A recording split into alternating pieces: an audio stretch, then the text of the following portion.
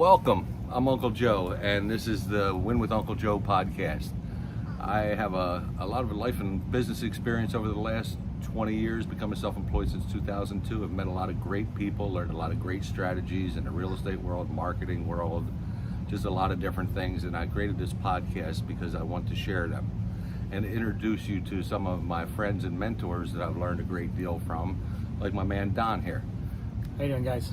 I'm going to, I want to share the contacts I know so we can all work together, so we can all win. But I want to bring some people on this podcast to get an introduction, get to know a little bit about the people that I've gotten to know over the years. I mean, we've known each other for how many years now? Since 2018, I think. Or even before. Probably before. No, you're right. Before. At least Exactly. 5. It was a great recession. Yeah, that's right. Yeah, we both had short sale businesses, which Don has. He went straight into back when I started real estate investing. You know, I got into short sales later on. But real quick, Don, tell my friends a little bit about yourself. Well, thanks, Joe. My name's Dohn Thornton. I'm known as Don the Short Sale Guy. I'm also known as Don the Infinite Wealth Strategist. And my expertise, obviously, short sales have been my bread and butter for 20 years. But the last couple of years, I've been focusing a lot on this amazing trust that helps anybody who's not a W-2 employee to legally reduce their taxes by as much as 97%. And that's, I've been talking to Joe about this, and he says, jump on my podcast and be my first guest. And I'm honored, by the way, to be your first guest, and so we can talk about what's going on there and how you can help your listeners. Absolutely.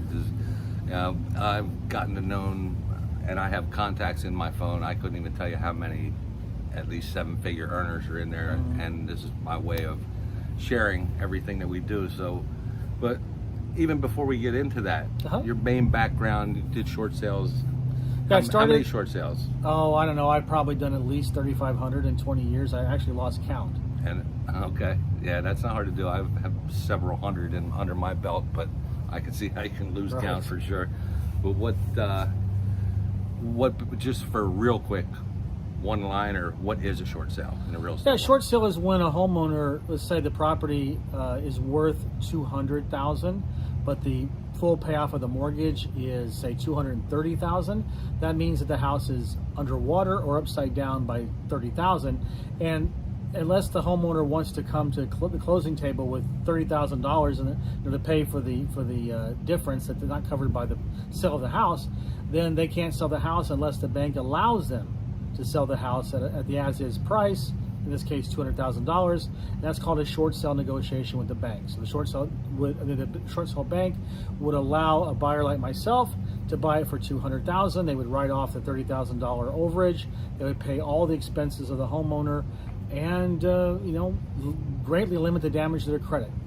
So in a nutshell, yeah, it definitely helps with that. I've actually had people that I've done short sales for before that, bought a new house within a year or two. Yeah.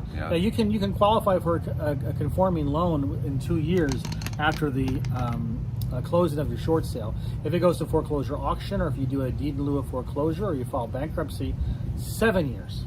Absolutely. Minimum. And the term short sale just comes in a nutshell. The mortgage lender is allowing you to sell the property short of what is owed, period. Yes, that's right. And there has to be some type of hardship, which with the current economy, we expect short sales to come back around again probably next spring or something. So stay tuned. If you know anybody that finds himself in a situation that needs help like that, we can hook you up there too. But let's dive into this trust thing. Okay. I've been real estate investing since 2002. You've been doing it, and all the friends with the circles, national contacts I know. Basically, when you told me about this, my jaw dropped. It's pretty unbelievable, because we've had a lot of professionals, these $1 million people in my phone that, frankly, we've been taught wrong. Yes, 100%. Wrong. I'm right there with you, because I like to think I was a very smart, successful real estate investor, and I didn't know anything about this. Right, like 1031, for example. Yeah. Exchanging a property for a like property within a certain time frame. All that, throw it out the window. Put it in the garbage can. Right. Oh, it's going to be the dodo bird of real estate investing strategies, I think, within a year, because as people get to know more about this trust, they're going to realize that why are they going to go through all these hoops, all this stress, and really I've heard that only about 50% of 1031 exchanges work anyway. If you use this trust, you can, and the property you want to sell is an asset of the trust, then any capital gains taxes are deferred forever with the trust. So you That's can what I was use. going to say. If you don't make that timeline, Yeah. you're getting hit with capital gains. Right, exactly. So you can avoid that no matter what, whether Right. it's a. It's just less stress. It's just less stress. You know from the get-go that when you sell your investment property or you can sell your business, sell anything that's going to trigger a capital gains tax event, you know that you don't have to worry about it because it's just a regular sale, and all your capital gains taxes are going to be deferred permanently if the trust owns the asset. Okay, so let's dig this out a little deeper with the actual trust in the process. So, I'm an investor, or I'm a real estate investor with holdings, or I'm a crypto guy, Right.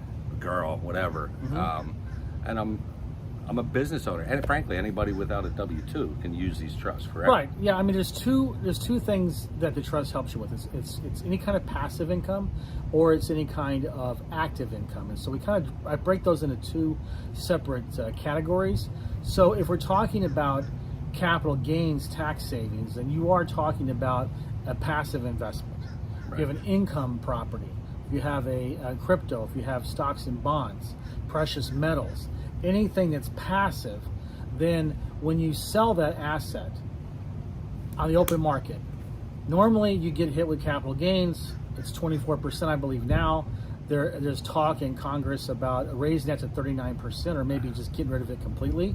So, but with this strategy, as long as the trust owns it, then if you were going to pay $200,000 in capital gains, that money comes to you.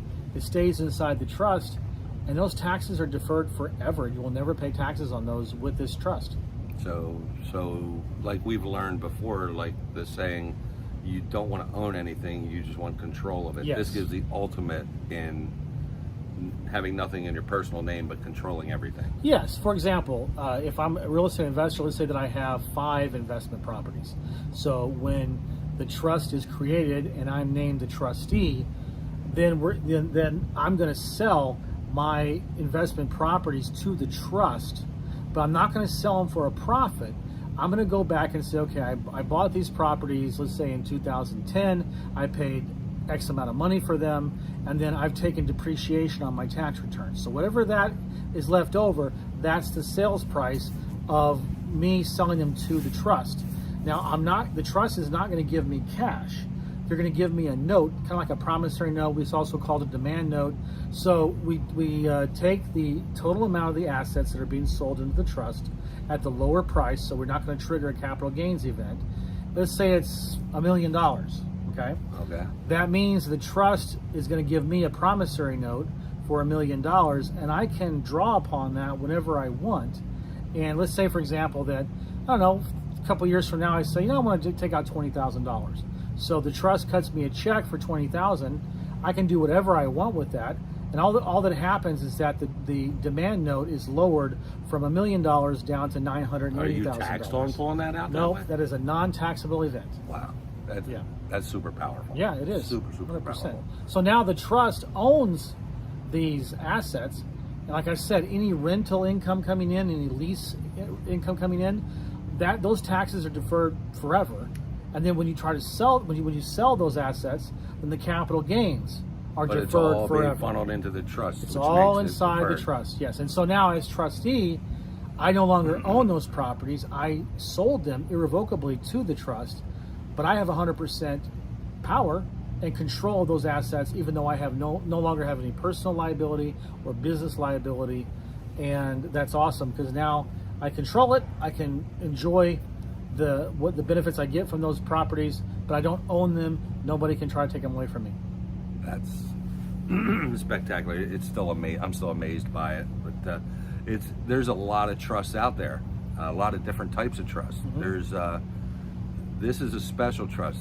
the initial part of it that I learned about that we first spoke about months and months ago was a spendthrift trust, Right. which is a provision that needs to be in there. Yes. But now we've enhanced our education on the whole topic, so there's a few provisions that need to be in there that Right. aren't in all these other trusts that people are selling. In fact, there's copycats out there who are trying to do the trust that we do. Yeah, I mean, the name of the trust is called, the official name is called Non-Grantor, Irrevocable, Complex, Discretionary Spendthrift Trust. So people refer to it commonly as a spendthrift trust, but there are other trusts out there that have a spendthrift provision, but they don't have the rest of the pillars of the trust that get the tax savings. And that's really what we want here. We have two main goals. Number one, we don't want the government or any attorney or bogus lawsuit, or even if it's a deserved lawsuit, we still don't want to have our assets seized in a court turnover. So the spendthrift trust, the spendthrift provision provides that protection. However, we also want to legally avoid as many taxes as we can. And that's where these other pillars that come in. So non-grantor, for example, that means that if I'm going to be the trustee of the trust, I cannot create that trust. And there's a reason behind that, because if I create the trust myself, name myself trustee, the IRS is going to consider that to be an alter ego of myself, and they will give me no tax advantages whatsoever. So I have to have a third party officially create the trust, name me as the trustee, and that person resigns. So that's a non-grantor So trust. I would set it up for you and then Yes. sign it over to you. I'm out of the picture forever. You resign after that, yes. Okay. And then it has to be irrevocable, which means I can't use the trust as a holding pen to move assets back and forth in. That's why whenever I hear someone say, well, so you transfer the trust, the property to the trust, I say, no. You sell it irrevocably. So just as the trust is an independent entity, has its own EIN number, has its own bank account, it files its own tax returns. In the same way, when you sell, Tax return. yes, Go when ahead. you sell your asset to the trust, it's irrevocable. It becomes the trust property. You can't say, I changed my mind, then you have it back. No, the trust can sell it to you back, and you have to pay money for that. But other than that, I mean, it's trust property. And then the other one that's most important is a discretionary trust, a discretionary pillar in the trust, which means that you have 100% power to manage the assets of the trust on behalf of the beneficiaries. If you don't have all 5 of those pillars, then you cannot get the tax savings. You may get the asset protection, but the incredible tax savings, they're not going to happen without those other 4 pillars. Yeah, and we started talking about taxes. The asset protection is huge. Like the way we were taught different strategies, like if you're purchasing properties, people would teach you to get a separate LLC for 1, or depending on the value of the property, maybe up to 3. Just don't go over a certain amount, because let's face it, if you're in business, like somebody used to tell me when I had got my first boat, so you're not a boater until you forget to put the plug in. Yeah, you're not really a business owner until you're in a lawsuit. It's not a matter of if you're going to be sued, it's a matter of when. So the asset protection side is just phenomenal. We used to be taught, put 3 in an LLC, because the first thing when somebody goes to a lawyer about filing a lawsuit, regardless of if there was an accident or whatever, first thing the lawyer does, okay, let me do some research. He goes to the public records and looks to see what you own. If you don't own anything, there's nothing for him to go after. There's no way for him to get paid. So why the hell would he want the case? Really? Right. Is there? Well, we're not going to get into lawyers, but Well, they're not all bad. I can give you a quick example. I had a transaction that it was done in error. It wasn't done in bad faith, but there was an error, and it was a divorce situation. And one of the parties it was a foreign national, and he had moved to a different, back home or whatever. And so the transaction was flawed. I admit that 100%. And so he was going to sue. He, actually got a lawyer, and a lawyer was threatening lawsuits and so on and so forth.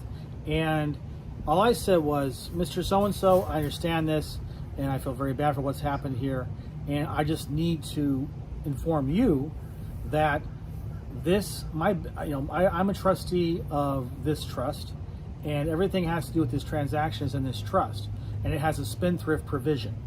I own nothing. Go ahead and check me out. I have no assets, I have no income, and this is a spendthrift trust with the provision that's going to make it very much near impossible for you to sue, and definitely you're not going to get any overturn orders or seizure orders on this. So, you can do what you want to do, but my job is to let you know, disclose this to you, and I never heard from them again. Right. And I was really much in the wrong, but there was nothing. You can't squeeze blood from a turnip. Right. And so it was not worth it for them. And the injured party, I'm sure the law firm said, we'll sue this guy, but you're going to have to pay it. You're going to have to pay our services because we have no confidence that we're going to be able to win anything or collect, most importantly. Right. Well, that's what they care about, collecting. Right. Most of them, they only get paid if they collect. You see the signs all over the place. Hear it on the radio. Exactly. Shoot. So what happens is that, let's say, for example, that I'm a business owner. Say I own a trunking company. Say I have 3 trucks. All right, I'm a small businessman. I don't have, a huge amount of. I'm not like a conglomerate or whatever. But nevertheless, I do okay. So I have 3 trucks. I have drivers. Let's say one of my drivers, gets in a wreck and kills someone. His fault. Okay. Falls asleep or something. Yeah. So if I didn't have my trucks and I didn't run my business through this trust, or in conjunction with the trust, I tell you right now, that's fair pickings. They would take millions. They could get millions for this. But if I had previously sold all of my trucking business assets into the trust, and where I'm now the trustee, all that the relatives of this injured person, this deceased person, and it's a tragedy, of course, all they can go after is the insurance policy, nothing else. I know that they can't get after me, my primary residence, my vehicles. They can't go after my income. They can't come after my other trucks. Nothing. So that's the power of the spin-through provision in this trust. And it doesn't even really have to be business related. It could be your child that gets into an accident somewhere. Same thing. You still have personal liability because you have assets that they're going to go after. But if you sell those to the trust, then they're no longer your assets, and so now they can't go after And this the has trust. been tested for years, all the way to the Supreme Court. Oh yeah, and listen, O.J. Simpson. We went there. We went to OJ. I went OJ there, right? I was going to go with some other people who you guys might know, like Grant Cardone and Jerry Jones. Let's talk about this from an asset protection point of view. But let's show how it worked. Actually tighten it. So OJ, before he allegedly murdered Nicole and the waiter, Ron Goldman, he had a similar type of trust with a spin-through provision, and so even though he got off on the criminal charge, they won a $30-something million dollar lawsuit against a judgment, but they have never collected a dime. And the reason why is because previously to the alleged murder, he had sold everything into his trust with the spin-through provision, and they can't touch it. And that leads back to, and like we said before, there's a bunch of trusts out there. That leads back to this specific trust being, touch on real quick the difference between this one because it's not legislative. Well, yeah, this is a contract law trust, which means that, let's say if you look at an LLC that was created, its roots were created by some kind of act of a legislature, S corporation, C corporation, land trust. Now, they're all what we call creatures of the legislature. At its very core, a trust is a contract.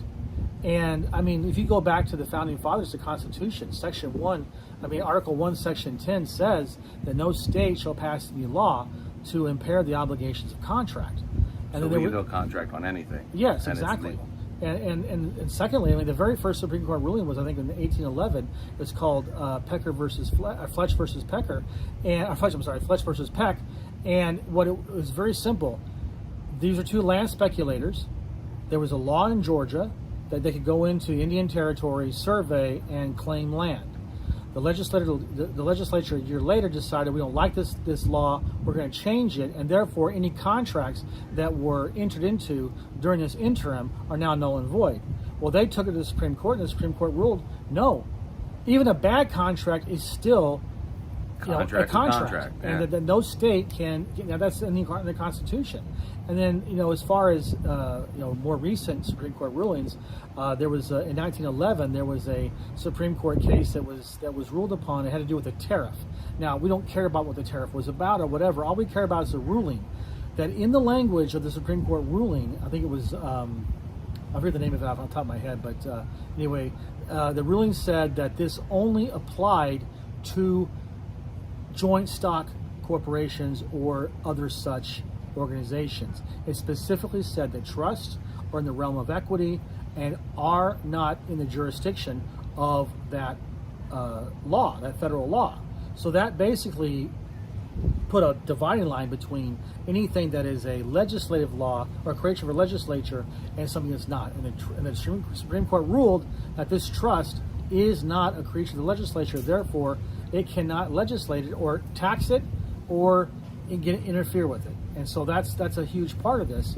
And that's, the courts, unless there's fraud or someone did a fraudulent conveyance, which means, let's say if OJ had allegedly killed Nicole and Ron, and the next day he put his stuff in the trust, that would be fraudulent conveyance. They would throw that out and they could get to his assets. But because he did it before, they're SOL. Boss of mine used to say, proper planning prevents piss poor production. Right, it's like exactly. 6 Ps. Yeah. So, I mean, whether it's the tax savings by the end of the year, whichever year you're seeing this or hearing this podcast, yes, this will go on forever. It's been around for over 100 years, yes, proven all the way to the Supreme Court. Plenty of people have it. Yes. I had another question or two, but I can't seem to think of them at the moment, and I don't want this to go for too damn long. But well, let me just sum up on the tax side, because we talked a lot. We talked a lot about the spendthrift and then the asset protection side of it. Right. Let me just tell you this, and we have more opportunities to have podcast episodes about this, and we can go we'll really do a deeper unpack dive. it. Yeah. But I'll tell you this, okay? We've already talked about the passive income that comes in the trust, and that any type of income that comes in, rents, stock, dividends, interest, whatever, that's all deferred permanently by the trust. The trust owns it. But for people out there that have active ordinary income, commissions, if real estate flippers, if you're wholesaling houses, doctors, business owners, if you have a 1099 position and you're just getting paid and there's no salary, that's all ordinary income, which is taxed at 32% if it's above $165,000. So this trust has a strategy that will allow you to convert that active ordinary income into passive income for the trust, where 97% of that income, up to 97% of that income, can be deferred, the taxes on which can be deferred in perpetuity forever. And we can get into that later in a different episode, but that's just the power of it. Unbeatable asset protection and amazing tax reduction that no other strategies give you this kind of tax reduction legally. Right. And like Don mentioned, we have time. We'll do plenty of other podcasts. We have multiple business ventures. One thing I wanted to touch real quick, yes, I am into crypto. I can take my miners that I own and I can sell them to the trust, and all of the earnings there now become in the same category with what you're being taxed on. So yes, you don't have to move to Puerto Rico for 6 months and a day, any of that crap. So I want to wrap up and say, you want to win with Uncle Joe, you want to get this strategy, that's my email, winwithunclejoe@gmail. Keep it nice and simple. Feel free to reach out. We'll get into more of this, more depth. We'll make the connection. It's probably, there is a certain income you need to be making to make this well worth it. But we can discuss all that, and we'll send me an email and just say, hey, explain to me, and real quick, just as an example on the tax savings. Say you are at $1 million worth of income. Long story short, we can have that reduced to where you're only being taxed on $30,000 of that. So hit me up in an email, reach out to the cell phone. We'll get you all connected, get you set up, get you more information, and we will go from there. Thanks, Joe. The people on the video, show me your shirt. Yes, you got to see the I shirt. don't pay capital gains, and as a parting gift. He's going to show his ass here. Screw the IRS. Oh, you can't see. You got to go lower. Lower. Lean up. Forget it. All right. We're too old. We can't bend like that anymore. Screw the IRS, basically. Absolutely. But peace. We'll see you guys on the next episode.